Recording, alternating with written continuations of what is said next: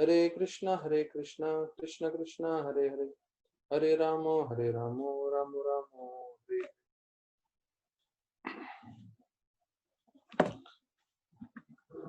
सभी भक्तों का स्वागत है आज के भागवत कथा में। सभी भक्तों का धन्यवाद जो आए हैं, आज एकत्रित हुए हैं श्रीमद् भागवतम का कथा श्रवण करने के लिए।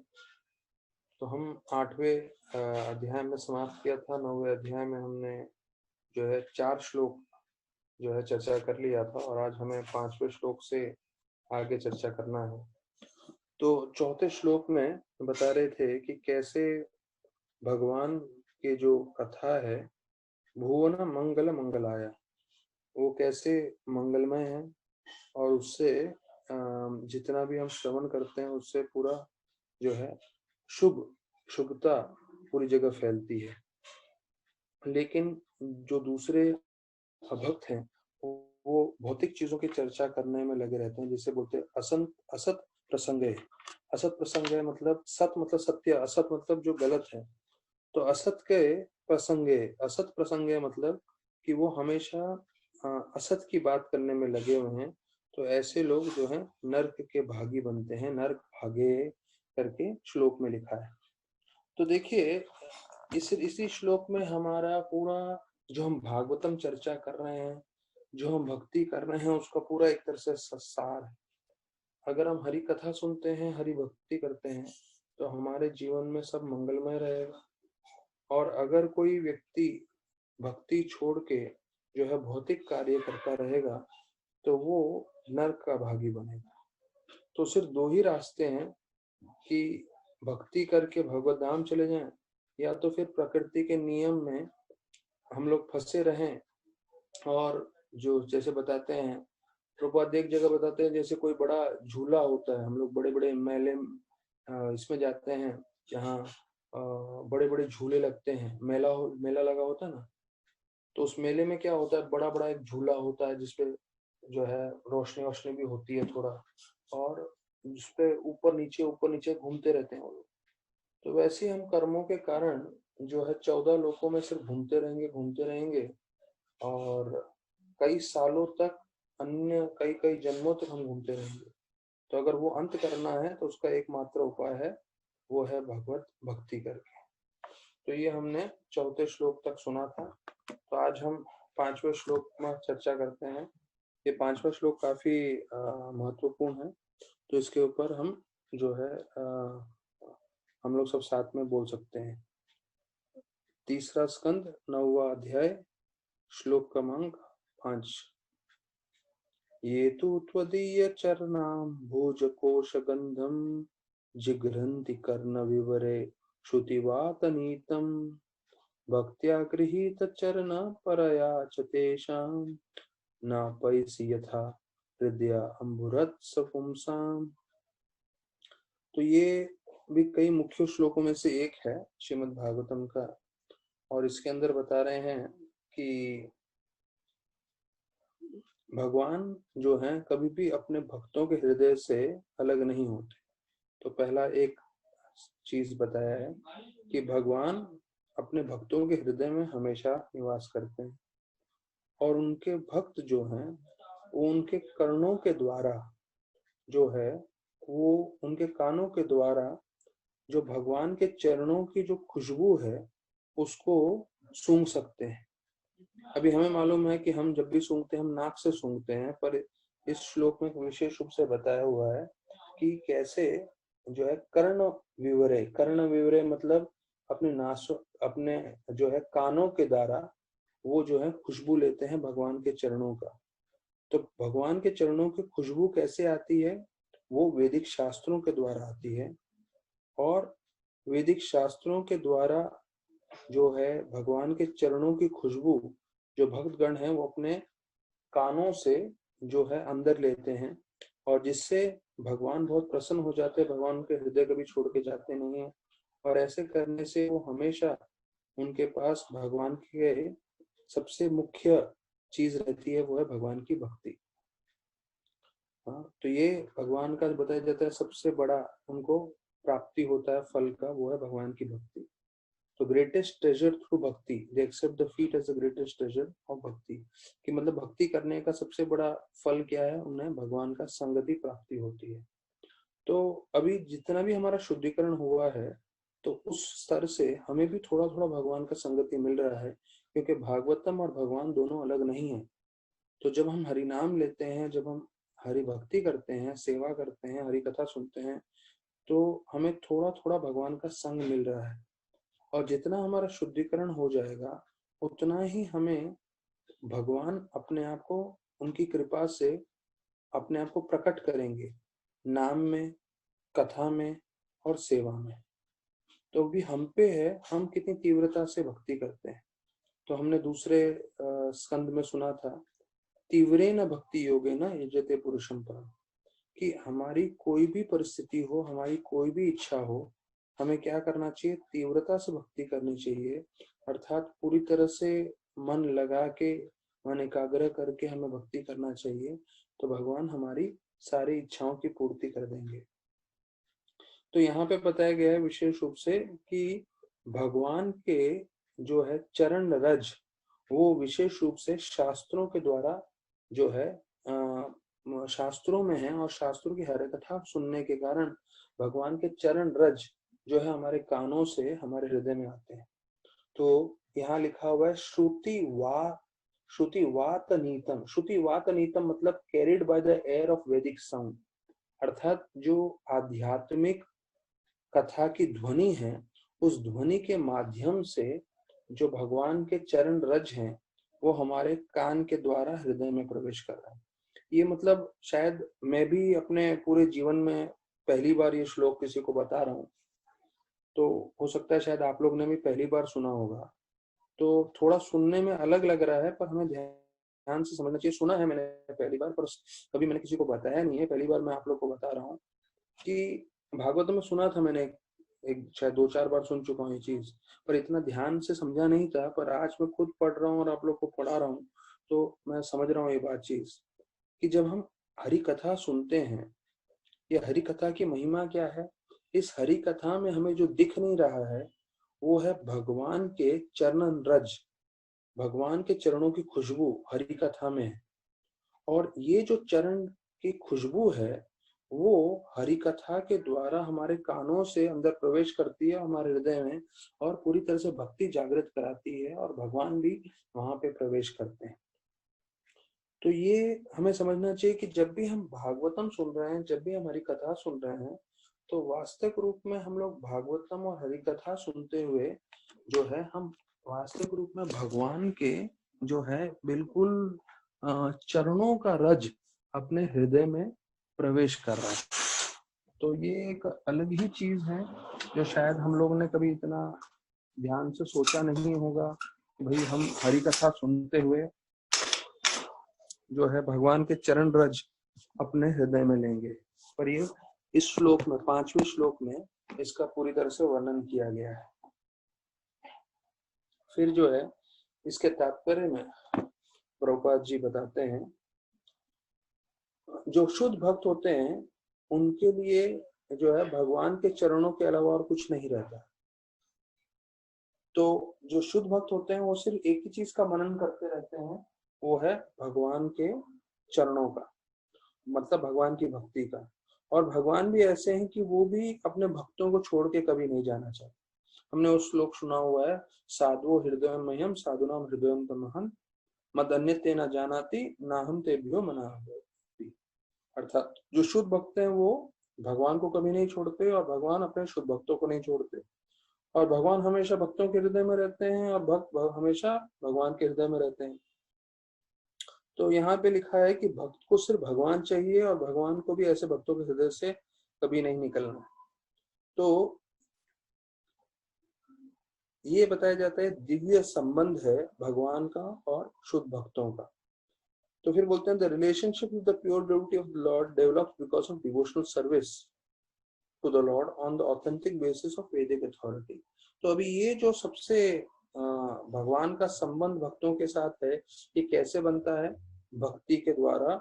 और भक्ति अर्थात जो वैदिक शास्त्रों में दिया गया है, वैदिक शास्त्रों के हिसाब से जब भक्ति करेंगे तो हमारा संबंध बनेगा। तो यहाँ पे बताया गया है पराभक्ति का मतलब होता है कि हम जो है हमेशा अपने आप जो है भगवान की सेवा करते रहें। स्पॉन्टेनियस लव ऑफ गॉड, अर्थात ऐसा नहीं कि हमें बहुत मेहनत करना पड़ रहा है, हमें कोशिश करनी पड़ रही है, पर हमारा जो है पूरा जीवन उस तरह से बदल गया है कि हम हमेशा भगवान की भक्ति करते रहें, तो उसे पराभक्ति बोलते हैं। ये सब 5वें श्लोक के तात्पर्य में बता रहे हैं। और फिर प्रभुपाद बता रहे हैं कि भगवान से संबंध बनाने का सबसे उत्तम तरीका है भगवान की हरि कथा श्रवण करें। तो अभी जो हम श्रवण कर रहे हैं वो हमें समझना चाहिए कि ये सबसे उत्तम तरीका है जिससे हम भगवान के साथ अपना संबंध बना सकें। और उसके लिए बताया जाता है हमें गीता भागवतम जो है शुद्ध भक्तों के मुखारविंद से श्रवण करना चाहिए, जिससे भक्ति का मार्ग आसान हो सकता है। तो ये है 5वां श्लोक। तो याद रखिएगा, ये बार बार हम जो है हमेशा भागवतम की महिमा, हरि कथा की महिमा चर्चा करते रहते हैं, पर ये हमें समझना चाहिए कि जब हम श्रवण कर रहे हैं तो हमें, मैंने जैसे कितनी बार पहले बताया था, जब हम दवाई खाते हैं हमें ये नहीं मालूम चलता कि दवाई का कैसे असर होने वाला है, पर वो असर करता है। वैसे आज भागवतम के इस श्लोक से ये हमें मालूम चल रहा है कि जब हम हरि कथा सुनते हैं तो भगवान के चरण रज हमारे कानों के द्वारा, कथा के द्वारा हमारे जो है हृदय में आता है, हमारे कानों के द्वार से। तो ये शक्ति है हरि कथा की, जिससे हमारी भक्ति जागृत होती है और हम भगवान के करीब आते हैं और हमारे जीवन में सब मंगलमय ही कार्य होगा। क्यों? क्योंकि हम हमेशा भगवान के साथ जुड़े हुए हैं, भगवान की हरि कथा सुन रहे हैं। अगर कुछ ऊपर नीचे होता भी है तो हमें समझना चाहिए भगवान की विशेष कृपा है, ये कर्मों के कारण नहीं है। तो प्रभुपाद जी बताते हैं कि भक्तों के जीवन में कभी कोई विकट परिस्थिति भी आती है तो वो कर्मों के कारण नहीं होती, वो भगवान स्वयं भेजते हैं, और उसका उद्देश्य ये रहता है कि हम ज्यादा तीव्रता से भक्ति कर सके। फिर बताया जाता है 6ठे श्लोक में ये अभी अभक्तों के बारे में बताया गया है कि कैसे जो भगवान के चरणों का आश्रय नहीं लेते तो वो सिर्फ हमेशा जो है मुश्किल परेशानी तकलीफ में रहते हैं, और उनके मुश्किल परेशानी तकलीफ का 2 कारण है। तो एक कारण है वो अहम ममेति के विचार में रहते हैं। अहम ममेति का मतलब है मैं और मेरा, तो उसके विचार में हमेशा लगे रहते हैं। और दूसरा, वो हमेशा अपना धन, अपना शरीर, अपने परिवार वाले, अपने मित्र, उन सबको बचाने की कोशिश में लगे रहते हैं। इसलिए वो हमेशा चिंताग्रस्त रहते हैं, परेशानी में रहते हैं, तकलीफ में रहते हैं। तो देखिए, एक तो बताया गया है कि जो भक्त होते हैं उनका कैसे श्रवण करके कानों के द्वारा से भगवान के चरण रज हृदय में लेकर उनकी भक्ति पूरी तरह से प्रकाशित हो जाती है, और भगवान उनको कभी ऐसे भक्तों को छोड़ते नहीं है, और ऐसे भक्तों को सबसे जो है बहुमूल्य खजाना मिलता है, वो है भगवान का संग। यहाँ पे दूसरा बताया गया है कि जो अभक्त होते हैं वो हमेशा चिंताग्रस्त रहते हैं, और चिंताग्रस्त की तरफ से उनका कारण क्या है कि मुझे भाई अपना धन बचाना है, शरीर बचाना है। और वास्तविक रूप में हम समझें तो ये सब कोई बचा नहीं सकता, क्योंकि काल के प्रभाव से कभी ना कभी तो ये अंत होने ही वाला है। तो प्रभुपाद जी इसके तात्पर्य में बताते हैं कि इस दुनिया में जितने भी लोग हैं उनके पास हमेशा एक ही चिंता रहती है कि मैं अपने परिवार का पोषण कैसे करूं, और मैं कैसे जो है अपने परिवार वालों का और अपने मित्रों के साथ संबंध अच्छे से अच्छा बना रखूं। और फिर उनको भय भी लगा रहता है कि कैसे मैं अपने जो समाज में है, मेरा एक पदवी है, तो समाज में जो मैंने पदवी बनाए रखी है, मान सम्मान बनाए रखा है, तो उसको कैसे बनाए रखूं। तो ये सोच के वो हमेशा चिंताग्रस्त रहता है, परेशानी में रहता है, तकलीफ में रहता है। तो ये भौतिकवादी लोगों का वर्णन कर रहे हैं। लेकिन अगर कोई भगवान के शरणागत हो जाता है तो फिर वो सब भय से निकल सकता है, यहाँ तक कि अपने परिवार के पोषण करने का भय जो है उससे भी निकल सकता है। तो क्यों बताते हैं? क्योंकि भगवान को शरणागत करते ही उसका सब आकर्षण जो है भगवान खींच लेते हैं, ले लेते हैं, भले ही वो परिवार वालों के साथ हो या धन के साथ हो। और अगर उसके पास फिर भी आकर्षण रहेगा तो बताया जाता है कि वो भक्त का आकर्षण धन के प्रति इसलिए नहीं है कि उसको इंद्रभोग करना है, लेकिन उसका इसलिए आकर्षण रहता है जिससे वो सेवा कर सके। तो भक्त को अगर धन भी मिलेगा तो वो इंद्र भोग के लिए नहीं इस्तेमाल करेगा, वो भगवान की सेवा के लिए इस्तेमाल करेगा। तो जब धन एकत्रित हो जाता है भक्त के पास, तो वो उस चिंता का कारण नहीं बनता भक्त के लिए, जैसे वो भौतिकवादी व्यक्तियों के लिए बनता है। तो यहाँ बताते हैं कि प्रभुपाद बोलते हैं, जैसे प्रभुपाद लिखते हैं, poisonous teeth of accumulation of wealth are extracted, अर्थात जिसके पास बहुत सारा धन है वो एक जो है सर्प रखने के समान है। लेकिन यहाँ बोल रहे हैं प्रभुपाद कि ऐसे सर्प के दांत निकाल दो जहरीले, और उसका जहर निकाल दो, दांत निकाल दो, तो फिर आपको डसने जाएगा तो आपको कुछ डर नहीं लगेगा और उसका जहर का भी असर नहीं होगा। उसका जहर पूरा निकाल दिया, दांत निकाल दिए। तो वही धन जो भौतिकवादी लोगों को चिंता का कारण बनता है, वही धन जो है अगर भक्तों के पास आएगा तो चिंता का कारण नहीं बनेगा, क्योंकि भक्त जो है वो धन को भगवान की सेवा में लगाते हैं। तो ये बहुत महत्वपूर्ण है, क्योंकि मैं जितने वरिष्ठ भक्तों से मिला हुआ हूँ, वरिष्ठ भक्त जो है बता रहे थे कि राधानाथ महाराज ने उनको सिखाया है कि जैसे जैसे आपकी भौतिक स्थिति अच्छी होती है तो उसके साथ साथ आपकी आध्यात्मिक स्थिति भी अच्छी होनी चाहिए। अर्थात आपको भौतिक समृद्धि मिल रही है तो उसके साथ आपने आध्यात्मिक उन्नति नहीं की तो भौतिक समृद्धि आपका भक्ति खराब कर सकता है। तो जैसे बहुत सारा धन आ जाता है तो बहुत मन विचलित होने के बहुत चांसेस ज्यादा हो जाते हैं। तो अगर वो नहीं करना है तो हमें भक्ति में जो है एकदम मन लगा के आगे बढ़ना चाहिए। तो श्रीमद् भागवतम जो है 3 चीज के बारे में बताता है। एक, भगवान। दूसरा, भगवान को प्राप्त करने के लिए भक्ति का मार्ग। तो जैसे हम श्रवण कर रहे हैं और जो है श्रीमद् भागवतम में हमने बार बार पहले स्कंद, दूसरे स्कंद सब जगह सुना है कि कैसे भगवान का कथा श्रवण करना चाहिए। तो हमने दूसरे स्कंद में सुना था, श्रोता श्रद्धा नित्यम गणंतस्यताम कालेन नाति दीर्घेन भगवान ऋषते, कि भगवान हृदय में आके निवास करते हैं अगर हम श्रवण करें श्रद्धा पूर्वक रोज और हम उसके पीछे मेहनत करें। तो अगर हम मेहनत करके श्रवण कर रहे हैं, निश्चित रूप से हमें समझना चाहिए कि भगवान हमारे हृदय में आके निवास करेंगे। तो ये भक्ति का मार्ग है जो श्रवण का मार्ग बताया गया। तो भागवतम भगवान के बारे में बताता है, भक्ति के बारे में बताता है और भक्तों के बारे में बताता है। तो आप भागवतम में देखेंगे पहले स्कंद से लेके जो है पूरे अंतिम तक महान महान भक्तों के बारे में वर्णन किया गया है। तो श्रीमद् भागवतम अगर कोई पूछे क्या है, तो श्रीमद् भागवतम भगवान, भक्ति और भक्त, इन तीनों के बारे में वर्णन कर रहा है। और जो भी इसे श्रवण करता है उन्हें भगवान की प्राप्ति होती है।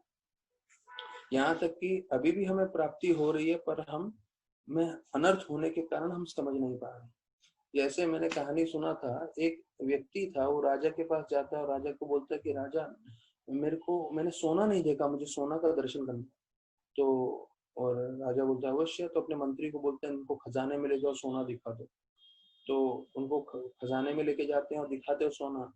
जब वो सोना देखते हैं उसके बाद जब वो वापस आते हैं तो समझते हैं कि जो राजा का सिंहासन था, जो जिस जगह से मैं जा रहा था सीढ़ियों पे, तो सीढ़ियों के साइड में जो है जो पटरियां थी वो भी सोने की थी, राजा का सिंहासन भी सोने का था, पर मेरे को सोना क्या है मालूम नहीं था।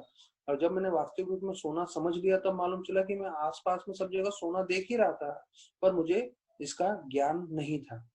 तो वैसे ही हम भागवतम के द्वारा हम कृष्ण के संग में हैं, पर क्योंकि हमारा शुद्धिकरण पूरी तरह से हुआ नहीं है, हम समझ नहीं पा रहे हैं कि जो है कृष्ण का हम साक्षात संपर्क में हैं इस वक्त। फिर 7वें श्लोक में बताया गया है कि क्यों जो भौतिकवादी व्यक्ति हैं वो दुर्भाग्यशाली हैं। बताया जाता है, पहला 3 चीज बताया गया है कि उन्होंने 3 चीज उनके बारे में बताया, जो भौतिकवादी व्यक्ति हैं, कि उनका दुर्भाग्य क्यों है। तो यहाँ बताया जाता है सर्व अशुभ, ये संस्कृत श्लोक में आ रहा है, सर्व अशुभ, ये दूसरे लाइन में है। सर्व अशुभ मतलब सभी चीज अशुभ है, एवरीथिंग इज इनऑस्पिशियस भक्तों के लिए। पहला है कि उनकी बुद्धि भ्रष्ट हो गई है क्योंकि वो अपराध करते हैं, तो इसके लिए संस्कृत शब्द हत दिया। और फिर बताया जाता है कि वो भगवान के विपरीत जाते हैं, भवता प्रसंगात, तो भगवान की हरि कथा के विपरीत जाते हैं, उनको कभी इसमें रुचि नहीं होती, इसलिए जो है उनका बुद्धि भ्रष्ट हो गया है। और फिर वो अशुभ कार्यों में लगे रहते हैं। अब कुछ चलानी, जो क्या है वो अशुभ कार्य, हमेशा इंद्र भोग में लगे रहते हैं। तो ये देखिए, जो भौतिकवादी व्यक्ति है उनका जीवन के बारे में बताया गया है। पहला कि उनका जीवन हमेशा इंद्र भोग में लगा रहता है, दूसरा उसके कारण उनकी बुद्धि भ्रष्ट हो गई है, तीसरा वो हरि कथा नहीं सुनते। तो ये तीन चीजों से जो है एक अभक्त का जीवन का वर्णन किया गया है। तो बताया जाता है bereft of the all auspicious performance of chanting and hearing about transcendental activities are certainly unfortunate। मतलब अगर कोई भगवान का नाम जप कर रहा है और भगवान की हरि कथा सुन रहा है तो बहुत भाग्यशाली है, और नहीं सुन रहा है तो दुर्भाग्यशाली है। और न उसके जीवन में शुभता रहेगी क्योंकि वो भगवान के संपर्क में नहीं है। और फिर बोलते हैं कि जब भी इंद्र भोग करने की कोशिश करता है तो जैसे हमने गीता में भी सुना है, यही संपर्श जाप होगा दुख ही होने रेवत। अब भाई जो कृष्ण भगवान है जिन्होंने पूरी सृष्टि बनाई है, वो बता रहे हैं कि जब भी आप इंद्र भोग करने जाओगे तो आपको क्या मिलेगा, दुख, यही संपर्श जाप होगा दुख ही होने रेवत। यहाँ पे भी वही लिखा है कि उनको हमेशा दुख ही मिलता है, परेशानी ही मिलता है। तो यहाँ पे अभी प्रभुपाद तात्पर्य में बताते हैं कि क्यों जो लोग हैं ये इतने शुभ कार्य है भगवान की हरि कथा सुनने के, जो इच्छुक नहीं रहते, जबकि ये जो चीज है आपको सब मुश्किलें, परेशानी, तकलीफों से जो है दूर कर सकता है। जैसे हमने सुना है शोक मोह भयापह। शोक मोह भयापह का मतलब है कि हर तरह का जो है शोक, शोक मतलब भय, भय भय मतलब हमेशा हमें डर लगा रहता है तो उसको भय बोलते हैं। और शोक, मोह, मोह मतलब हमारी आसक्ति, वो सब दूर हो जाती है हरि कथा सुनने से। तो उसका सिर्फ एक जवाब ये है, उसका सिर्फ एक जवाब ये है, प्रभुपाद लिख रहे हैं, the only answer to this question is they are unfortunate because of the supernatural control due to their offensive activities performed। अर्थात एक ही चीज है इसको बताने के लिए कि क्यों लोग भक्ति में नहीं जुड़ते हैं, क्योंकि वो दुर्भाग्यशाली हैं, और ये जो है एक अद्भुत कारण से उन्होंने जो अपराध किए हुए हैं, ये अपराध के कारण जो है इनके साथ जुड़ नहीं पाते हैं। तो प्रभुपाद लिखते हैं अंतिम में, pure devotees can such unfortunate man by the grace of pure devotees, जो ऐसे शुद्ध भक्तों की कृपा अगर हो जाए तो ऐसे दुर्भाग्यशाली अभक्त भी जो है भक्ति से जुड़ सकते हैं। तो क्या कारणवश है, क्योंकि जो उन्होंने अपराध किए हुए हैं, अपराध दो तरह के होते हैं, एक तो भगवान की तरफ और एक भक्तों की तरफ। तो ये दो अपराध करने के कारण जो है वो भक्ति की तरफ जुड़ नहीं सकते, भगवान की हरि कथा की तरफ जुड़ नहीं सकते, जो सबसे शुभ है, जो सबसे कल्याणकारी है। अभी जो है ये 8वें श्लोक में 6 गुण बताए गए हैं, 6 गुण बताए गए हैं कि कैसे एक जीव जो है इस भौतिक जगत में अलग अलग तरह से ताप भोग रहा है, परेशानी जो है, तकलीफ झेल रहा है। तो इन 6 चीजों के बारे में वर्णन किया गया है। तो यहाँ ब्रह्मा जी बता रहे हैं कि मेरा मन बहुत विचलित हो रहा है इस भौतिक जीवों के प्रति, जो हमेशा इन चीजों से त्रस्त रहते हैं। कौन सी चीजें हैं, पहला है भूख, दूसरा है प्यास, तीसरा है कफ पित्त वात। ये 3 चीज से हमारा शरीर बना हुआ है, जो आयुर्वेद में भी बताया गया है। तो ये शरीर भी अलग अलग तरह से व्याधि दे सकता है। फिर गर्मी, ठंडी, बरसात, हवा, इतने के साथ यहाँ बताया गया है कामाग्नि, कामाग्नि बताया गया है, अर्थात काम भावना। और बताया जाता है। फिर अंतिम में जो है क्रोध, और ये जो क्रोध है, क्रोध को जो है उसको अंग्रेजी में बताया गया है इनडेफिटिजेबल एंगर, उसका मैं मतलब समझाऊंगा। और भी बहुत सारी दूसरी चीजें। अब देखिए यहाँ पे ब्रह्मा जी जिन्होंने कृष्ण के कहने पे पूरा सृष्टि का निर्माण किया है, और वो सब जीव के जो है बताया जाता है ब्रह्मा मतलब उनके द्वारा सारे के सारे जीव जो हैं यहाँ प्रकट हुए हैं भौतिक जगत में। तो यहाँ वर्णन कर रहे हैं हमारे लिए उन्होंने क्या क्या इस भौतिक जगत में तकलीफें हैं इस जगत में। पहला है भूख, प्यास, कफ विपात का शरीर, गर्मी, ठंडी, बरसात, और अभी कामाग्नि बोला है। कामाग्नि क्यों बोला है? क्योंकि ये अग्नि के समान है। तो अगर आप गीता के 3रा अध्याय को खोलेंगे तो उसके भी अंतिम श्लोकों में ये चर्चा आता है कि नाना अग्नि प्रमद नाम। तो ये तो भागवतम का श्लोक था मैंने बताया। जो गीता के श्लोक में भी बताया गया है कि कैसे ये अग्नि के समान है, और अग्नि के समान होने के कारण ये कभी संतुष्ट नहीं हो सकता। तो हमें मालूम है जब हम अग्नि में जो है कितना भी कुछ डालेंगे ईंधन, तो अग्नि संतुष्ट नहीं होता और बढ़ता रहता है। उसी प्रकार से जो है ये काम अग्नि बोला गया है। तो गीता के 3रे अध्याय के 39 श्लोक में है आवृत्तम ज्ञान एतेन ज्ञानिनेतरवैरेण काम रूपेण कौन्तेय दुष्पुंलेन अनलेन च। तो अनलेन शब्द मतलब है अग्नि, और यहाँ पे भी बोला है कामा अग्नि, अर्थात ये जो काम भावना है हमें जरा भी गलत फहमी में नहीं रहना चाहिए कि हम अपनी काम भावना को कभी भी संतुष्ट कर पाएंगे। जितना भी हम संतुष्ट करने जाएंगे वो काम भावना और बढ़ती जाएगी और ये कभी संतुष्ट नहीं होने वाली। तो उससे हमेशा जीव जो है परेशान रहता है, तकलीफ में रहता है। और इसके ऊपर बताया जाता है इनडेफिनिटेबल एंगर, अर्थात ये जो क्रोध है वो हमेशा हमारे मन में बना रहता है और कभी शांत नहीं होता, और कभी ये क्रोध की जो हमारी आकांक्षा है वो कभी थकती नहीं है, रुकती नहीं है। तो देखिए कामाग्नि को जो है कामा अनुज भी बोला गया है। हाँ, कामा अनुज मतलब जो क्रोध का छोटा भाई है। तो क्रोध के लिए बोलते हैं कि ये कभी रुकते नहीं है, कभी थकते नहीं है, और हमेशा हमारे मन में रहते हैं, और कभी भी कुछ ऐसा हो जाता है तो क्रोध प्रकट हो जाता है। तो ये बताया जाता है जब सृष्टि बनाया गया तो सृष्टि बनाते समय ही ये सब चीज सृष्टि में डाल दिया गया, जिससे जो जीव है हमेशा त्रस्त रहे, परेशान रहे, तकलीफ रहे। अब ये देखिए हंगर मतलब भूख। अब देखिए हम लोग हर 5-6 घंटे में 4-5 घंटे में अगर शरीर में कुछ नहीं डालें तो अपने आप हम तकलीफ में आ जाते। तो ये सृष्टि के बनाते समय ही जो है भूख या हंगर बनाया गया है। वो उसी तरह से प्यास 4-5 घंटे हो जाए, 6 घंटे हो जाए, पानी ना मिले तो हम फिर परेशान होते हैं। तो हमें ये सृष्टि का निर्माण ही ऐसे किया है कि हम बार बार दिन में जो है बार परेशान होते रहे। तो ये हमें समझना है कि सृष्टि का निर्माण में ही है। तो ये श्लोक हम लोग साथ में 8वां श्लोक एक बार चर्चा कर लेते हैं।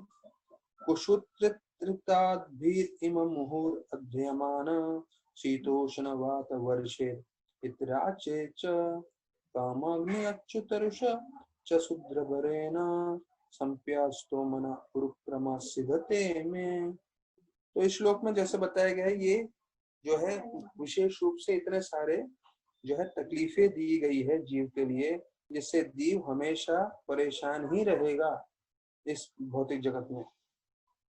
अच्छा, प्रभुपाद जी इसके तात्पर्य में पहले लाइन में बोलते हैं कि ब्रह्मा जी जो है वो शुद्ध भक्त हैं, और pure devotee of the Lord like Brahma.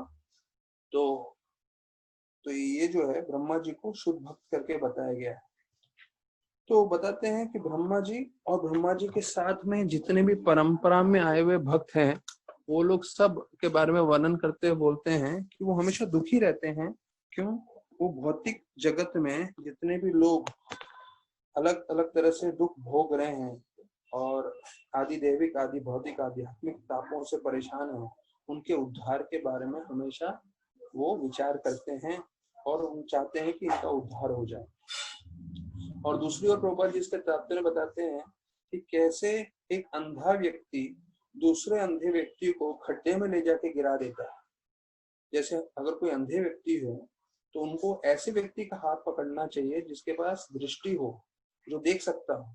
अगर वो जाके दूसरे अंधे व्यक्ति को हाथ पकड़ेंगे तो दोनों जाके खड्डे में ही गिरेंगे।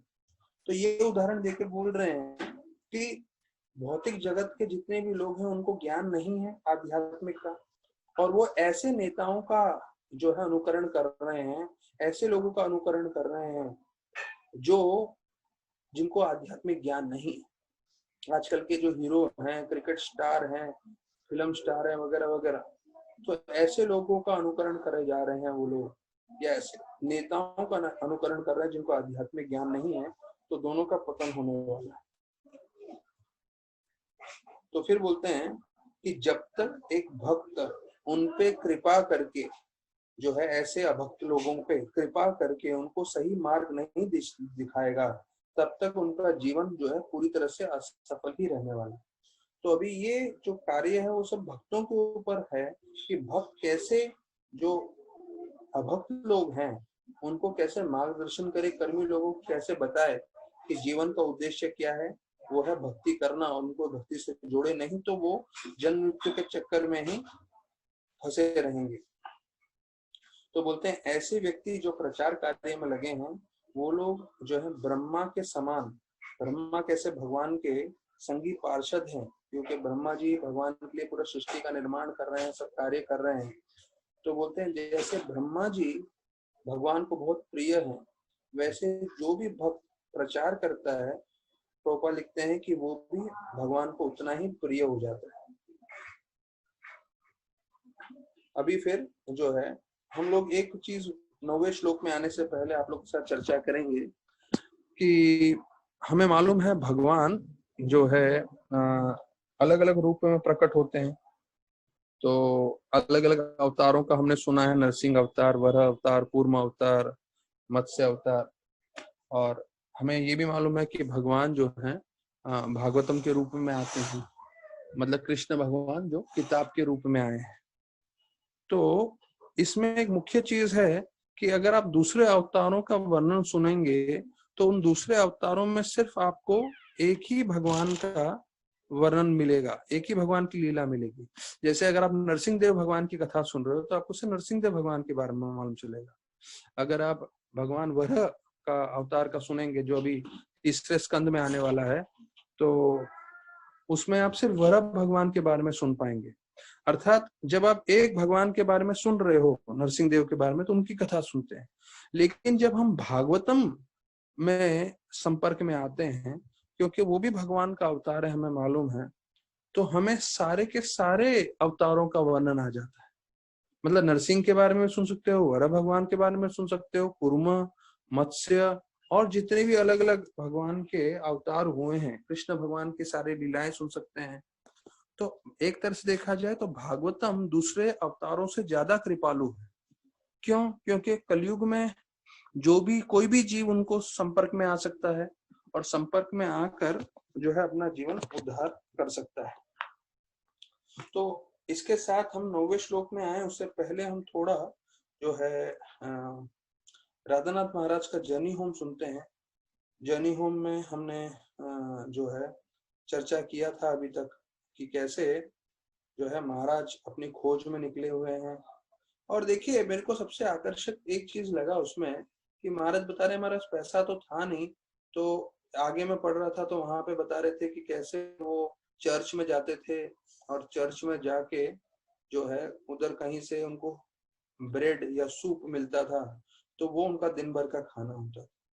और महाराज खुद भी बोलते हैं जो हमारे पास पैसा रहता था उससे हम ब्रेड लेते थे और वो दिन भर हम लोग खाते थे।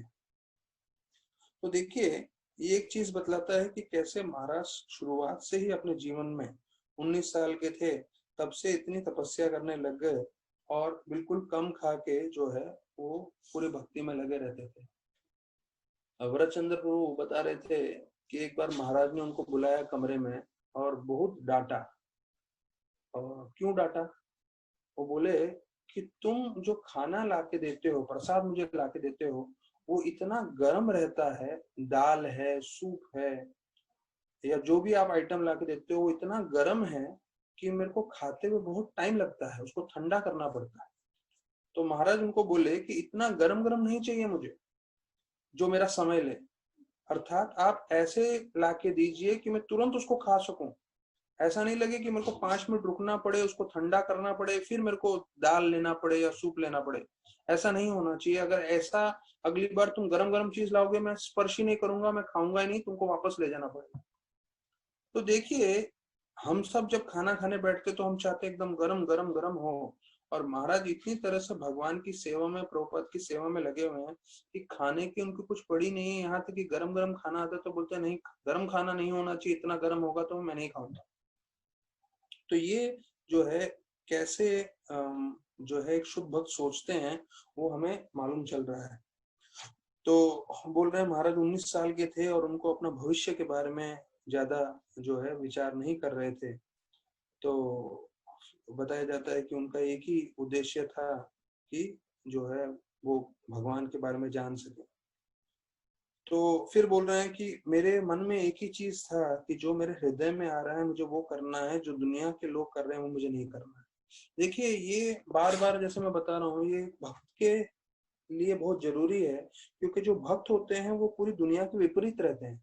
यहाँ तक कि हो सकता है हमारे परिवार वाले भी ज्यादा इतना जो है इसकी प्रशंसा ना करें।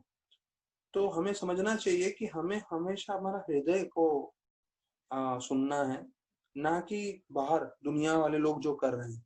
दुनिया वाले लोग क्या बोलेंगे, अरे इतनी ज्यादा भक्ति मत करो भाई, थोड़ा थोड़ा भक्ति करो, साथ साथ थोड़ा इंद्र भोग भी करो, थोड़ा टीवी भी देखा करो, थोड़ा यहाँ वहां घूमने जाया करो, और थोड़ा थोड़ा मंदिर भी जाया करो। सब कुछ थोड़ा थोड़ा करना चाहिए, ज्यादा कुछ नहीं करना चाहिए, नहीं तो ज्यादा प्रभाव हो जाएगा। तो ऐसे उन लोगों के मत रहते हैं, विचार रहते हैं, पर उसकी तरफ छोड़ के जो है हमें हमेशा ध्यान रखना चाहिए कि कैसे हाँ, जो है हमें भगवान की भक्ति एकाग्र तरीके से करना चाहिए। फिर बताते हैं भगवान से महाराज बार बार प्रार्थना कर रहे थे। यहाँ पे भी महाराज लिख रहे हैं जर्नी होम में कि मैं कहाँ, मेरा जीवन है कहाँ, मेरा लक्ष्य है, मैं कहाँ जो है मुझे कार्य करना है। तो आप भगवान, मैं आपसे प्रार्थना कर रहा हूँ, मुझे मार्ग दिखाइए। तो ये एक भक्त को चाहिए कि वो रोज भगवान से प्रार्थना करे कि भगवान आप मुझे अपनी सेवा में लगाइए। मैं तो मूर्ख व्यक्ति हूँ, पर आप मुझे जैसे मार्गदर्शन करेंगे, आपके मार्गदर्शन के द्वारा जो है मैं भक्तों की सेवा कर पाऊंगा, वैष्णव को प्रसन्न कर पाऊंगा। तो ये ही महाराज की हमेशा प्रार्थना रहती थी, हमारा भी यही प्रार्थना रहना चाहिए। तो अभी जैसे मैंने बताया कि महाराज चर्च में सो रहे थे, और चर्च में रात के 9 से सुबह के 9 तक वहां सोने मिलता था। तो बहुत लोग आते थे वहां सोने के लिए। और वहां पे वर्णन आता है, महाराज बोल रहे हैं कि लोग रात को कैंडल लगाते थे, और महाराज ध्यान से देख रहे थे वो लोग कैंडल लगा के रात को क्या कर रहे हैं। तो वो क्या करते थे, उनके हाथ को बांध के हीरोइन, जो एक चरस गांजा होता है, उसका इंजेक्शन अपने नसों में देते थे।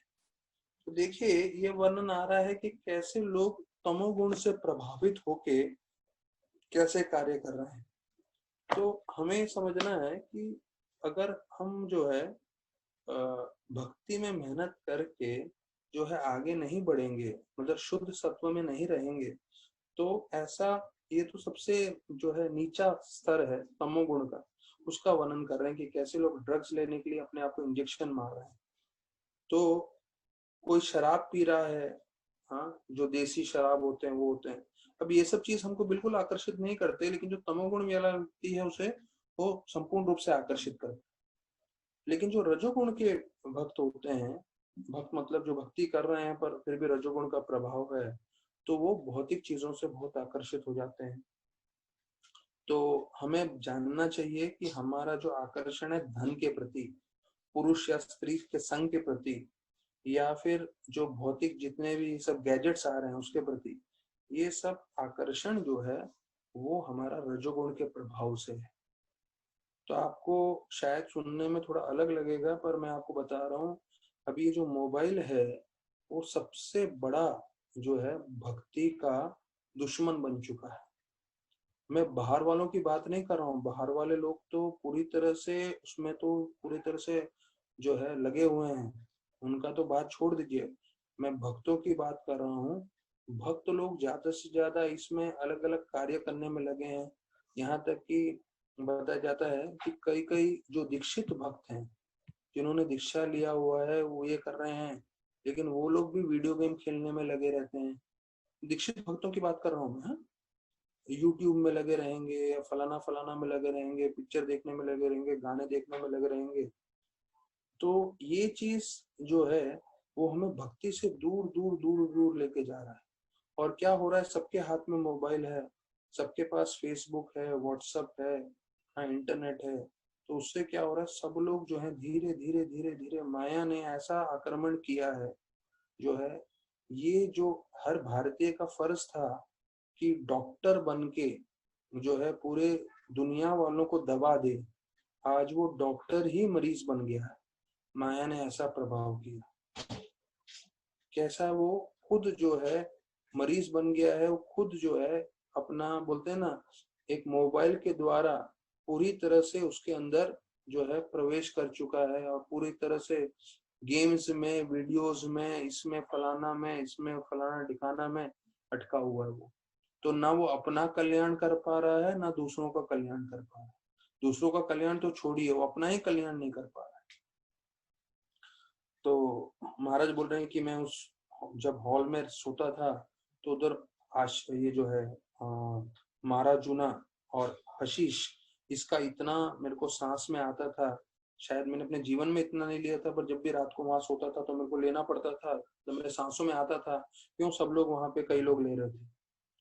लेकिन फिर जैसे महाराज की जो प्रवृत्ति थी, ये महाराज अभी यूरोप में है, तो यूरोप का एक मुख्य नदी है जिसका नाम है थेम्स। आप गूगल करके देख सकते हैं थेम्स नदी। तो महाराज बताते हैं मैं घंटों तक थेम्स नदी के तट पे बैठा रहता था, और वो मेरे मन पे एक बहुत ही हिप्नोथेटिक इफेक्ट करता था। मतलब बहुत वो मेरा मन आकर्षण करता था। और मैं जो है बहुत मेरे मन में प्रश्न उठते रहते थे कि मेरा जीवन मुझे कहाँ लेके जा रहा है, मेरा जीवन का उद्देश्य क्या है करके। और बोल रहे हैं कि महाराज इस उम्र तक मेरी एक भी गर्लफ्रेंड नहीं थी, और मुझे हमेशा गाना सुनना अच्छा लगता था या लड़कों के साथ मैं घूमता रहता था, पर मैं कभी भी किसी लड़की के साथ जो है मैंने संबंध नहीं बनाए। तो क्यों मैंने संबंध नहीं बनाए, कि तो उसके दो कारण महाराज बताते हैं। महाराज को एक लग रहा था कि मेरा स्वतंत्रता चला जाएगा। जैसे ही पुरुष स्त्री के साथ संबंधित हो जाता है, भले गर्लफ्रेंड बोले या बीवी बोले, तो फिर उसको अपना अधिकांश समय उसको देना ही पड़ता है। भले ही, क्योंकि सबको मालूम है ये परिवार का जो है एक कर्तव्य है कि हमें अपने जो परिवार वाले हैं उसका ध्यान देना है, उनको समय देना है। तो महाराज बोल रहे हैं एक कारण है कि मेरी स्वतंत्रता चली जाएगी, और दूसरा कारण है कि मैं किसी लड़की का दिल नहीं तोड़ना चाहता था।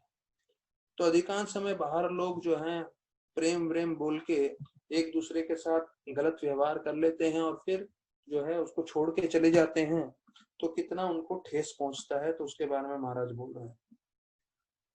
फिर बोलते हैं कि ये ट्रैफलगर स्क्वायर, ये भी लंदन यूरोप का कोई जगह है, वहां महाराज बैठते थे और हमेशा ध्यान करते रहते। तो भले वो थेम्स रिवर था या यहाँ का कोई जगह था, तो वो जो है महाराज हमेशा ध्यान करते रहते थे। और महाराज एक जगह लिख रहे हैं वापस से कि जो मेरे दोस्त लोग सब कर रहे थे, जितने भी हिप्पी थे या जितने भी युवा पीढ़ी थे के लोग कर रहे थे, अधिकांश लोग ड्रग ले रहे थे, गाने वाने सुन रहे थे, और लड़के लड़की आपस में भोग कर रहे थे। तो बोले मुझे बिल्कुल भी इन सब चीजों में आकर्षण नहीं था। मुझे लग रहा था कि मुझे अपने नियमों के हिसाब से जीवन व्यतीत करना है, जो दुनिया कर रही है उसके हिसाब से नहीं। और अपने नियमों से बढ़ते बढ़ते एक दिन जो भगवान के नियम है उस पे मुझे पहुंचना है।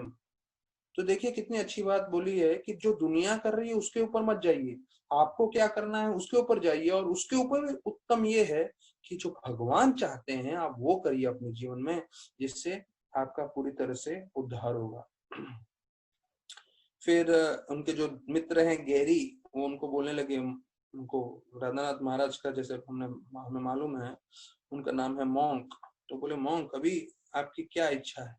तो बोले जो भी आपकी इच्छा है वो मैं पूरी करूंगा और अब जैसा आप बोलेंगे वहां हम जाएंगे। तो अभी फ्रांस में है महाराज और गैरी। तो उन्होंने बोला कि एक काम करते हैं, उन्होंने अपना एक मैप निकाला जो है यूरोप का, और उसमें बताया कि देखो स्पेन है, पेरिस है, रोम है, स्विट्जरलैंड है, जर्मनी है, आप क्या बोलते हो कहाँ जाना चाहिए? तो महाराज उनको बोले कि जहां हमारा भविष्य है, जहां हमारा जो बोलते हैं ना डेस्टिनी ले जाना चाहेगा हमें, तो नसीब हमें जहां ले जाएगा वहां हमें जाना चाहिए। तो बोले आपका हमारा नसीब हमें ले जाएगा, इसका क्या मतलब है? तो उन्होंने क्या किया, एक छोटा सा फूल नीचे से उठाया और दिखाया। ये फूल कैसे जो है एक बीज के रूप में था, फिर एक पौधा बना, और जो है भगवान की कृपा और सूर्यदेव की कृपा से कैसा ये खिल के फूल बना है। तो कहते हैं वैसे ही भगवान की जो कृपा है उसके हिसाब से हम अपना जीवन व्यतीत करेंगे, जहां भगवान हमें मार्गदर्शन करेंगे हम वहां जाएंगे। तो गैरी ने बोला ये तो बहुत अच्छी तुमने मुझे कविता सुना दी है ये फूल के बारे में, पर भाई हम दोनों कहाँ जाएंगे लिफ्ट मांगते मांगते? तो उन दोनों में ये चर्चा हुआ, महाराज ने उनको समझाया कि हम जो है जब भी लिफ्ट मांगेंगे और जो भी गाड़ी रुकेगी और जहां वो गाड़ी जा रही है हम वहीं चले जाएंगे, ये हम चाहेंगे, समझेंगे कि भगवान हमें वहां ले जाना चाहते हैं। तो गैरी ने बोला हाँ ये सही है, जहां पे भी गाड़ी जा रही है हम बोलेंगे हमें वहीं जाना है, और ये हम मान लेंगे कि भगवान हमें मार्गदर्शन कर रहे हैं। ऐसे दोनों बोल के निकल पड़े। तो फिर उनको बताया जाता है कि कोई मित्र मिले, फिर उनको वो लेके गए, यहाँ पे स्विट्जरलैंड में पहुंचे, और फिर वहां पे भी महाराज जैसा हर जगह उनका एक ही कार्य था, बोलते हैं शोर ऑफ प्लेसिड। प्लेसिड बोले तो क्या है मालूम नहीं, स्विट्जरलैंड में कहीं पे है। तो वहां पे भी जाके महाराज ध्यान कर रहे थे। और फिर बताया जाता है उनको एक मित्र मिले जिम करके, जहाँ पे वो हॉस्टल में रह रहे थे, वहां पे उनमें एक अमेरिकन लड़का था जिम करके, जो यूएस आर्मी से आया हुआ था, और उसको जो है बहुत सारी किताबें पढ़ने में रुचि थी, और विशेष रूप से जो योगियों के बारे में उसको जानने का बहुत जो अच्छा लगता था। तो महाराज बोलते हैं मैं जिम के साथ घंटों घंटों बैठ के बात करता था। तो उन्होंने एक चीज पूछा कि अरे आपको वियतनाम वॉर में जो है उस वक्त सबको ड्राफ्ट कर रहे थे, अर्थात सबको वियतनाम के युद्ध में बुला रहे थे। तो उन्होंने महाराज को पूछा अरे तुम्हारा नाम क्यों नहीं आया? तो महाराज ने बोला उन्होंने गलती से मेरा गलत उम्र ले लिया था, अर्थात मेरा जो डेट ऑफ बर्थ है, मेरा साल है, उन्होंने गलत लिख दिया था, और गलत लिखने के कारण जो है मेरा नाम नहीं आया। तो जिम जो है मुस्कुरा के बोलने लगे मुझे लगता है ये जो ड्राफ्ट वाले गवर्नमेंट वाले हैं उनकी गलती नहीं है, मुझे लगता है भगवान का हस्ताक्षेप है, भगवान आपके लिए दूसरा कुछ प्लान बना के बैठे हैं। तो वाकई अभी हम देख सकते हैं कि महाराज अगर वियतनाम वॉर में होते थे तो भगवान की खोज नहीं कर पाते थे, वो इस्कॉन पे अगर बाई चांस नहीं जुड़ते थे तो हम जैसे हजारों लोग अभी जुड़ नहीं पाते थे। तो भगवान की इच्छा थी, इसके कारण जो है उनको वियतनाम वॉर में नहीं लिया गया। फिर वहां से इटली गए और मोरक्को पहुंचे। तो बताया जाता है कि ये जो उनके मित्र थे जिम, तो वो उनके पास एक वॉल्क्सवैगन की गाड़ी थी, और उन्होंने के पास काफी पैसा भी था क्योंकि वो मिलिट्री में काम किए थे, और उन्होंने काफी इलेक्ट्रॉनिक सामान भी लिए थे जो वो जो है अमेरिका में बेचना चाहते। तो सब उनकी गाड़ी में बैठ गए और जिम, गैरी और राधानाथ स्वामी और निकल पड़े। तो वहां पे मेडिटेरियन सी आया, तो उन्होंने बोला क्यों नहीं हमें स्नान करना चाहिए। तो सब लोग बोले हाँ बहुत थक गए हैं, तो सब लोग स्नान करने के लिए चले गए। जैसे ही स्नान करके वापस आए उनके गाड़ी में से पूरा पैसा और पूरा सामान सब चोरी हो गया था। तो जो है तीनों के टूने जो है चौंक गए, और वो लोग गए पुलिस थाने में, और पुलिस थाने में जाके कंप्लेन लिखाने के लिए कि भाई हमारा सब चोरी हो गया है। वहां पे उल्टा ही उनके साथ व्यवहार हुआ, उन तीनों को जेल में डाल दिया। बोला तुम नालायक लोग हो, ये हो वो हो करके पुलिस वाले ने उनको उसका कंप्लेन तो लिया नहीं, उनको ही जेल में डाल दिया। और फिर जो है कुछ घंटों के बाद आके बोले तुम्हारे पास दो ही चॉइस है, या तो जेल में सड़ते रहो या यहाँ से निकल जाओ, लेकिन कभी अपना शक्ल मत दिखाना। तो महाराज बोलते हैं जेल में किसको सड़ना अच्छा लगता था, हम लोग तो सब निकल गए वापस से, कभी अपना चेहरा नहीं दिखाने के लिए। फिर बताया जाता है कि उन्होंने जिम ने बोला, अपने जर्मन के दोस्तों को बोला जो मिलिट्री में थे, उन्होंने बोला तो कुछ पैसा भेजो, मेरा पूरा पैसा चोरी हो गया है। और वो गाड़ी में पेट्रोल भरा के जो है फिर से निकल गए। तो गैरी महाराज को बोलते हैं कि हम लोग दोनों जो हैं थोड़ा, जिसके पास भी जाते हैं उसका सब कुछ चोरी हो जाता है। पहले वो जो फ्रैंक था जिसने बोला था हम लोग यूरोप जाएंगे, मेरे पास काफी पैसा है, उसका सब चोरी हो गया। अभी बोल रहे हैं कि जिम, ये था आर्मी वाला व्यक्ति, इसका भी सब चोरी हो गया। तो महाराज बोलते हैं मुझे इतना मालूम है, भगवान की कोई अच्छी इच्छा होगी, भगवान का कोई बोलते हैं ना प्लान होगा, जिसके कारण ये सब हो रहा है हमारे साथ। तो हमें इसे स्वीकार करना चाहिए और हमें आगे अपना जीवन का खोज जो है करते रहना चाहिए। तो वर्णन ये आता है कि जब हमारे जीवन में कोई तकलीफ हो तो पहले तो ये समझना चाहिए कि तकलीफ है, क्योंकि लोगों को अगर यही नहीं मालूम चले तकलीफ है तो वो समाधान कहाँ से ढूंढेंगे। तो पहला स्तर है कि हमें जब हमारे लाइफ में प्रॉब्लम है, जैसे मैं बता रहा हूँ लोग एडिक्शन हो रहा है लोगों को मोबाइल का, तो पहला तो ये समझना चाहिए कि प्रॉब्लम है। फिर दूसरा ये होना चाहिए कि इस प्रॉब्लम को मुझे सॉल्व करना है, कि पहले प्रॉब्लम समझिए, फिर ये समझिए कि मुझे दिल ही दिल में मन ही मन में आपको समझना चाहिए कि मुझे इसका समाधान निकालना है। तीसरा, हमें भगवान से प्रार्थना करनी है कि जो है आपकी कृपा से मेरी आदत से निकल सकता हूँ। और चौथा स्तर ये है कि हमें मेहनत करना चाहिए उस चीज को छोड़ने के लिए। तो देखिए प्रॉब्लम सॉल्विंग के 4 स्टेप्स हैं। पहला स्टेप, प्रॉब्लम को समझें। दूसरा स्टेप, उस प्रॉब्लम का समाधान के लिए मन में निष्ठा करें। तीसरा, भगवान से प्रार्थना करें, और सिर्फ प्रार्थना करके बैठ नहीं जाए। चौथा, उसके लिए कार्य करें। तो ये 4 स्टेप फॉलो करेंगे तब आपका प्रॉब्लम सॉल्व होने की आप दिशा में आगे बढ़ेंगे। तो प्रभुपाद बताते हैं अपने पर्पट्स में 2 तरह के लोग होते हैं, अनाथ और सनाथ। तो अनाथ मतलब जिनका कोई ना हो, हाँ, तो जैसे किसी के माता पिता ना होते हैं तो नहीं होते तो उनको अनाथ बोलते हैं, और सनाथ बोले तो जिनके माता पिता है। तो वास्तविक रूप में देखा जाए तो सब लोग अनाथ हैं, क्योंकि उनके जो पूर्ण पुरुषोत्तम भगवान हैं जो उनके पिता हैं उनके संपर्क में नहीं। तो यही चीज बतलाने के लिए प्रभुपाद बताते हैं जो कुत्ता होता है, कुत्ता 2 तरह के होते हैं, एक तो होते हैं पालतू और एक होते हैं फालतू। हाँ, जैसे अनाथ और सनाथ है। तो पालतू और फालतू में क्या फर्क है?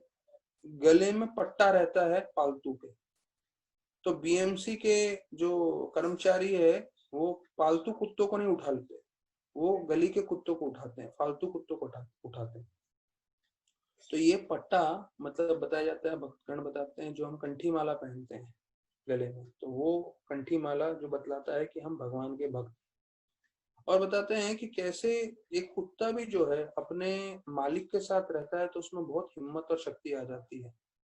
तो बताया जाता है कि एक भक्त ने देखा कि 2 बड़े लोग बात कर रहे थे, आदमी लोग बात कर रहे थे, और एक के पास एकदम बड़ा जो है विदेशी कुत्ता था, कम से कम 2.5 फीट वाला, 2.5 फीट का बड़ा कुत्ता। और जो दूसरा के पास था उसके पास एकदम छोटा कुत्ता था, समझ लो एक एकदम छोटा, एक छोटा सा बच्चा होगा 6 महीने। लेकिन जब दोनों बात कर रहे थे, ये जो 6 महीने का छोटा पिल्ला जैसा था वो 2.5 फीट के बड़े कुत्ते को भौंक रहा है।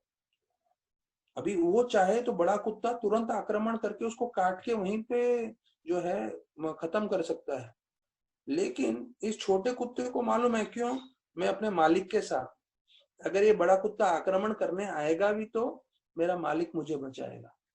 तो वैसे ही जो सनाथ होते हैं, जो भगवान के साथ जुड़े रहते हैं, तो उनको मालूम रहता है अरे भगवान है, वो अवश्य हमारी रक्षा करेंगे, वो हमेशा हमें हर मुसीबतों से बचाएंगे। तो वर्णन आता है, देखिए हम लोग के मन में अगर जब भी कुछ इच्छा होती है तो इच्छा के साथ इच्छा पूर्ति करने का भी जो है कुछ ना कुछ मार्ग होता है। जैसे आप कोई भी इच्छा नहीं कर सकते जो वास्तविक रूप में सत्य नहीं है।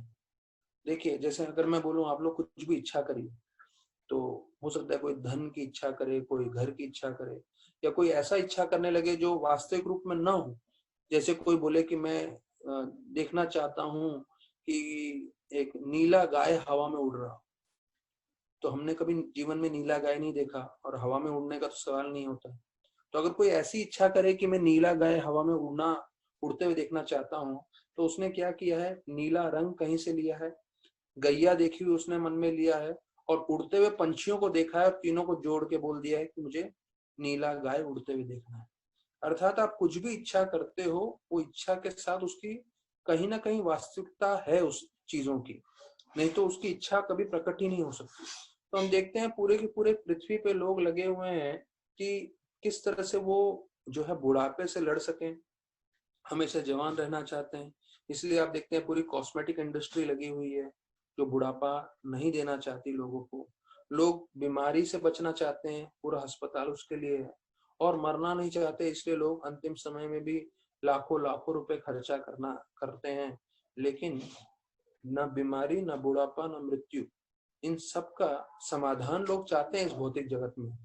लेकिन हमें ये समझना चाहिए कि हमारी इच्छा है, मतलब उसकी पूर्ति भी कहीं होगी। यहाँ नहीं हो सकती भौतिक जगत में, लेकिन वास्तविक रूप में आध्यात्मिक जगत में इनकी पूर्ति होती है। आध्यात्मिक जगत में बुढ़ापा नहीं है, मृत्यु नहीं है, आजीवन काल के लिए जीवन है वहां। तो यहाँ पे हमसे 60 साल 70 साल के लिए आए हैं, पर वहां पे लाइफ इज एटर्नल। तो अगर हमें वहां प्रवेश करना है तो उसके लिए जो है भक्ति का मार्ग हमें स्वीकार करना चाहिए। तो ये अभी 9वें श्लोक में जो है बताया जाता है कि जो अपने आप को शरीर के साथ संबंधित मानता है वो हमेशा इंद्र भोग में लगा रहता है, और ये इंद्र भोग के कारण उसको हमेशा दुख और तकलीफ रहता है।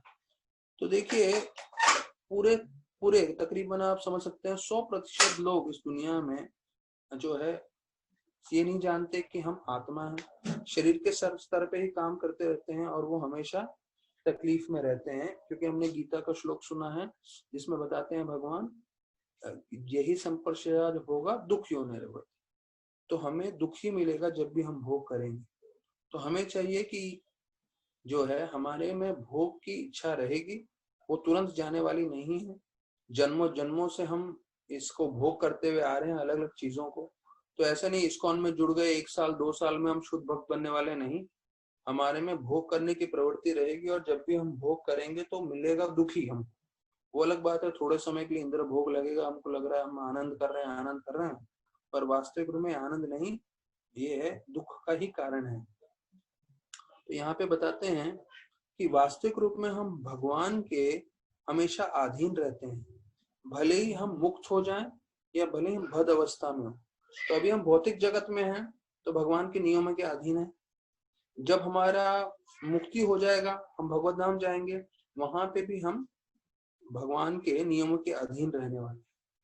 तो हमें भगवान के नियमों के अधीन तो रहना ही है। तो बेहतर यह है कि हम भगवत धाम में जाके उनके नियमों के अधीन रहें। इस भौतिक जगत में रह के दुख भोग के कुछ मतलब नहीं।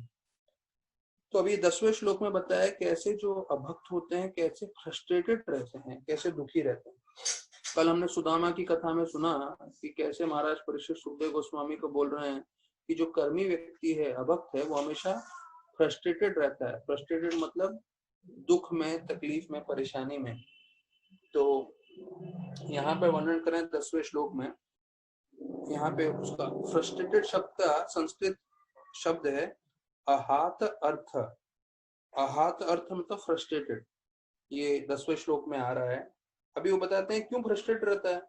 क्योंकि वो जो है दिन भर के कार्यों में लगा रहता है, दिन भर में वो बहुत अलग अलग कार्य करने में लगा रहता है, और वो जिस जिस कार्य में लगा रहता है वो आपको उसको फ्रस्ट्रेशन देता है। फिर दिन भर का कार्य करने के बाद जब रात को सोने जाता है तो रात को नींद भी नहीं लगती उसको, तो और फ्रस्ट्रेटेड होता है। फिर उसने जितने भी प्लान बनाए हैं, हाँ, ये तीसरा पॉइंट आ रहा है, दिन में फ्रस्ट्रेटेड रहता है, रात को सो नहीं पाता तो फ्रस्ट्रेटेड रहता है। अभी देखिए रात को सो नहीं पाते हैं तो इसलिए अभी जो है स्लीपिंग पिल्स बहुत बढ़ते जा रहे हैं। हाँ, इंडिया में भी और विदेश में सबसे पहले ज्यादा था, अभी वो इंडिया में भी आ रहा है। इंसोम्निया, इंसोम्निया मतलब जो रात को सो नहीं पाते हैं। तो क्यों नहीं सो पाते हैं? क्योंकि वो ऐसे भौतिक कार्यों में लगे रहते हैं जिससे उनको संतुष्टि नहीं मिलती, और फिर जितने भी वो प्लान बनाते हैं, जितने भी वो योजना बनाते हैं, वो भी सारे के सारे विफल होते हैं। तो उसमें भी फ्रस्ट्रेशन है। और यहाँ तक कि ऐसे कोई साधु संत हैं जो भगवान की हरि कथा की महिमा नहीं जानते, भगवान के संग की जो है नाम या कथा के द्वारा उसके संपर्क में नहीं आते, वो भी फ्रस्ट्रेटेड होते। तो दिन में फ्रस्ट्रेशन, रात में फ्रस्ट्रेशन, कोई कार्य में सफलता नहीं मिलती है तो उसमें फ्रस्ट्रेशन, और यहाँ तक कि साधु संत जिनको भगवान की महिमा नहीं मालूम वो भी फ्रस्ट्रेटेड। तो ये पूरा श्लोक ही जो है बताता है कि ऐसे जो अभक्त हैं वो पूरे समय फ्रस्ट्रेटेड रहते हैं। तो यहाँ प्रभुपाद इसके तात्पर्य वजह मुख्य है, जरा ध्यान से सुनिए, वो बताते हैं दिन में बहुत सारा मेहनत कहाँ कर रहा है, तो बोलते हैं बड़े बड़े फैक्ट्रियों में कर रहे हैं काम, जिसके कारण वो हमेशा फ्रस्ट्रेटेड रहते हैं। हाँ, तो ये जो फैक्ट्री है, अच्छा इसमें लिखते हैं प्रभुपाद, ये हम लोग जो 10वां श्लोक चर्चा कर रहे हैं, factory is another name for hello. Factory मतलब दूसरा नर्क का नाम है। तो अभी जो इंडस्ट्रियलाइजेशन हो रहा है, जब फैक्ट्री से धीरे धीरे वो लोग ऑफिसेस पे ऑफिसेस बनाए जा रहे हैं, और ऑफिसेस में बहुत सारा लाइट रहता है, एकदम बड़े बड़े कांच के ऑल ओवर बिल्डिंग्स बन रहे हैं। तो ये जो ऑफिसेस भी हैं वो भी एक हेल जैसे ही है। अभी मत सोचिए कि सिर्फ फैक्ट्री को, यहाँ तो प्रभुपाद जी स्पष्ट रूप से फैक्ट्री को बोल रहे हैं, पर वो जो ऑफिसेस है वो भी नर्क के समान ही है। यहाँ 4x4 फीट का आपको कोना दे देंगे, बोलेंगे बैठो यहाँ पे और ट्यूबलाइट के अंदर बैठ के लैपटॉप पे काम करते रहो, और उसी में आपका जीवन जाना चाहिए 10-12 घंटे, 8 घंटे, जितने भी है। तो ये प्रभुपाद जी बता रहे हैं फैक्ट्री मतलब हेल, ऑफिस मतलब हेल। तो अभी जो प्रभुपाद जी बता रहे हैं वो मैं दोहरा रहा हूँ। और फिर बोलते हैं ऐसा व्यक्ति जो है इंद्र भोग करने के लिए फिर रात को जो है शराब का आश्रय लेता है और ऐसे सब कार्य करता है, और फिर सो भी नहीं पाता है, और फिर उसको नींद भी नहीं आती, और दिन में जो है कितनी बार वो सोता मिलता है। तो यहाँ लिखते हैं he feel sleepy in the morning for lack of sufficient rest. तो दिन में भी आप देखते हो सुबह सुबह के समय में भी उसको नींद आती रहती है, झपकी लेता रहता है।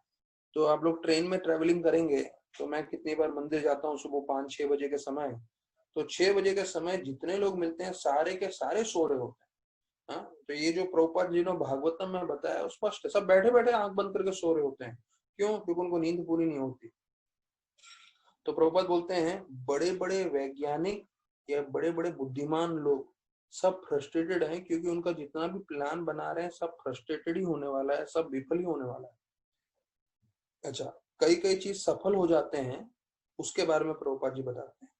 जैसे कई लोगों ने, वैज्ञानिक लोगों ने जो है परमाणु हथियार बनाए हैं। तो परमाणु हथियार बनाए हैं तो इसके लिए उनको सम्मान दिया जाता है, जो है बड़े बड़े नेताओं के द्वारा या प्रधानमंत्री के द्वारा, कि आपने ऐसा परमाणु अस्त्र बनाया है। तो वो सेवा नहीं है, वो विनाश है। प्रभुपाद लिखते हैं, जब मैंने पहली बार पढ़ा तो मैं जोर से हंस रहा था। तो प्रभुपाद लिखते हैं they are awarded best prize for recognition of his service, और ब्रैकेट में लिखते हैं और डिस सर्विस, कि उनको बड़ा पुरस्कार दे रहे हैं।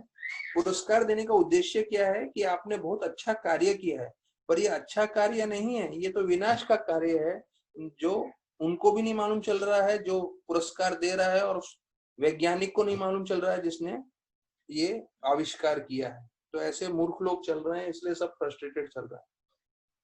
और फिर बताते हैं कि जो साधु संतों को हरि कथा के बारे में वर्णन महिमा नहीं मालूम है, हरि नाम के बारे में नहीं मालूम है, तो वो उनका भी जीवन जो है व्यर्थ है, और वो भी फ्रस्ट्रेटेड ही रहने वाले हैं। और 10वें भागवतम का 10वें स्कंद के दूसरे अध्याय के 32वें श्लोक का वर्णन करते हुए बोल रहे हैं कि जो मायावादी होते हैं उनको लगता है ब्रह्म ज्योति में जाके मेरा कल्याण हो जाएगा, पर वहां से भी उनका पतन हो जाता है और वापस भौतिक जगत में आते हैं। तो वाकई फ्रस्ट्रेशन है ही है, भले ही कर्मी लोगों का बोलो या मायावादी लोगों का बोलो। तो अगर भक्ति नहीं करोगे तो सबकी हालत खराब होने वाली है। तो बताया जाता है कि कोई भी मार्ग अगर आपको भक्ति के बारे में बता रहा है तो वही सही ज्ञान है, वही सारे धर्म है। तो इसके ऊपर जो है यमराज जी का क्या वर्णन है, यमराज जी क्या कह रहे हैं उसका वो बता रहे हैं। तो ये जो है यमराज जी ने जो श्लोक बोले हैं उसका वर्णन कर रहे हैं। धर्मम तो साक्षात भगवत प्रणीतम, ये छठे स्कंद तीसरे अध्याय 19 से 21 श्लोक इनके उसमें वर्णन आ रहा है। तो धर्मम तो साक्षात भगवत प्रणीतम, इसका मतलब यह है कि वास्तविक रूप में धर्म के बारे में कौन ज्ञान दे सकता है? सिर्फ एक व्यक्ति, वो है पूर्ण पुरुषोत्तम भगवान। और जो उन्होंने धर्म का ज्ञान दिया है उसको आगे बढ़ाने के लिए 12 महाजन हैं, स्वयंभू नारद शंभु कुमारो कपिलो मुनो प्रहलादो जनको भीष्मो बलि वरियासकी वयम।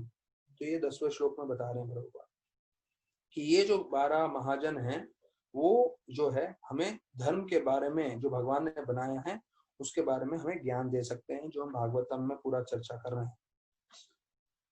और बोलते हैं कि जैसे हमें ज्ञान मिल जाएगा, हम उस ज्ञान के हिसाब से पालन करने लगेंगे तो हम उसी वक्त जो है मुक्त हो जाएंगे, और मुक्त होके हमारे जीवन में पूरी तरह से ज्ञान, आनंद और हम आध्यात्मिक जीवन की ओर जो है अग्रसर हो जाएंगे। आध्यात्मिक जीवन मतलब जो मृत्यु के पश्चात भी चलता रहेगा, तो वो जीवन। और आनंद और ज्ञान, तो आनंद और ज्ञान का तो अनुभव हमें अभी हो रहा है। आनंद और ज्ञान के साथ जो है आध्यात्मिक जीवन का अग्रसर जो है वो भी प्रगतिशील हो जाएगा। तो बोलते हैं दो तरह के लोग होते हैं, जिनको धर्म के बारे में मालूम नहीं, और दूसरे लोग जो धर्म के नाम पे अधर्म का प्रचार करते हैं। तो बोलते हैं जो धर्म के नाम पे अधर्म का प्रचार करते हैं वो ज्यादा हानिकारक है।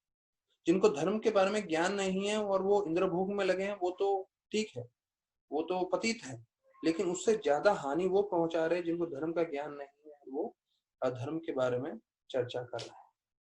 तो ये 10वां श्लोक हुआ। तो भागवतम के श्लोकों का प्रमाण जिस तरह से जा रहा है, मैं चाहता हूं कि आज हम 10 श्लोक पे ही विश्राम देते हैं और फिर कल 11वें श्लोक से चर्चा करेंगे। हो सकता है कि आज के दिन में हमने ज्यादा श्लोक चर्चा नहीं किए, पर हमें ये चीज समझना है कि जो हम सुन रहे हैं वो ध्यान से समझें। इस श्लोकों में बताया गया है कि कैसे अलग अलग तरह के ताप हैं, भूख है, प्यास है, कफ वात पित्त है, कामाग्नि है, और जो है क्रोध है, जिसका कोई समाधान नहीं है भौतिकवादी लोगों के पास। ये 8वें श्लोक में था। और 5वें श्लोक में हमने सुना कैसे कर्णों के द्वारा जो है भगवान के रज हमारे हृदय में प्रवेश करते हैं हरि कथा के द्वारा, और उससे हमारा शुद्धिकरण तो होता ही है, पर भगवान भी हमारे हृदय में जो है निवास करते हैं, और कैसे हम आनंदित हो सकते हैं अपने जीवन में। तो अभी ये फ्रस्ट्रेशन के ऊपर था पूरा, तो मुझे ज्यादा मतलब फ्रस्ट्रेट करके उसके बारे में नहीं बताना, इसलिए मैं आपको थोड़ा कृष्ण लीला आखिरी 6 मिनट में बताना चाहूंगा। अच्छा, ये बहुत अच्छा है, कृष्णा किताब में से ये लीला जो बता रहे हैं कि जो शुद्ध भक्त होते हैं या जो भक्ति तीव्रता से कर रहे हैं वो हमेशा किस कार्य में लगे रहते हैं। अभी ये हम भागवतम को विश्राम दिए हैं 10वें श्लोक में, अभी हम कल 11वें श्लोक से चर्चा करेंगे। तो अभी थोड़ा कृष्णा बुक का मैं आपको थोड़ा कथा बता रहा हूँ। तो जो भक्त होते हैं पूरी तरह से भक्ति में लगे रहते हैं, तो वो लोग हमेशा जो है अमृत रूपी भगवान की हरि कथा में लगे रहते हैं, अर्थात वो अमृत सेवन कर रहे हैं भगवान की हरि कथा सुन के। क्योंकि वो हमेशा हरि कथा सुनते रहते हैं, मनन करते रहते हैं, पढ़ते रहते हैं, तो जब वो बोलते हैं तो बोलते भी हुए भी वो हरि कथा ही बोलते हैं। तो जब वो हरि कथा बोलते हैं तो यहाँ लिखा है कि कुछ बूंद निकलते हैं उनके मुखारविंद से और दूसरे लोग को मिलता है। ये जो तो दूसरे लोगों को मिल रहा है वो बहुत ही भाग्यशाली है। क्यों भाग्यशाली हैं? क्योंकि वो कथा सुनने से सुनने वालों का जीवन मृत्यु का चक्कर से वो परे हो जाएंगे, और जो हम भगवान को भूल चुके थे वो हमारी जो याददाश्त है, जो हमारी हम भक्ति को जो भूल चुके हैं, भगवान को भूल चुके हैं, वो वापस आएगा सिर्फ भगवान की हरि कथा सुन के। तो यहाँ पे बोल रहे हैं कृष्ण बुक में प्रभुपाद कि ऐसा कौन व्यक्ति है जो भगवान की हरि कथा नहीं सुनेगा। तो एक तो भक्त हैं जो हमेशा हरि कथा में लगे रहते हैं, तो उनके हमेशा हरि कथा में रहने में वो पूरी तरह से आनंद में रहते हैं। लेकिन जब वो मुंह खोलते हैं, जब वो बोलना चालू करते हैं, तो उनके बोलने से जो हरि कथा निकलता है उनके मुखारविंद से, तो उससे जो सामने वाले सुनने वाले हैं उनका उद्धार हो जाता है। वो जन्म मृत्यु के चक्कर से निकल जाते हैं, क्योंकि उनको भी वो अमृत के कुछ बूंद मिलते हैं। और ऐसा हरि कथा के तरफ कौन आकर्षित नहीं होगा। और बोलते हैं इसके विपरीत प्रभुपाद बता रहे हैं, भौतिक जगत में लोग अपनी मनोकल्पना से अलग अलग तरीके ढूंढ रहे हैं इंद्र भोग करने के। तो अलग अलग जो है तरीके ढूंढते रहते हैं, विशेष रूप से जीवा को कैसे संतुष्ट करना है उसके लिए। हाँ, तो जीवा को संतुष्ट करने के लिए आज भी देखिए आप, पूरे मार्केट में अलग अलग आइटम आ रहे हैं खाने के। तो पूरी दुनिया जीवा को संतुष्ट करने में लगी हुई है, और सबसे मुख्य चीज ये है कि कभी वो संतुष्ट होने वाला ही नहीं है। आप कितना ही उसको खिलाओ खिलाओ खिलाओ खिलाओ। हाँ, भक्त भी हैं, उनको भी आकर्षण लगता है, ठीक है, करना चाहिए, लेकिन समझना चाहिए कि वो संतुष्ट होने वाला नहीं है।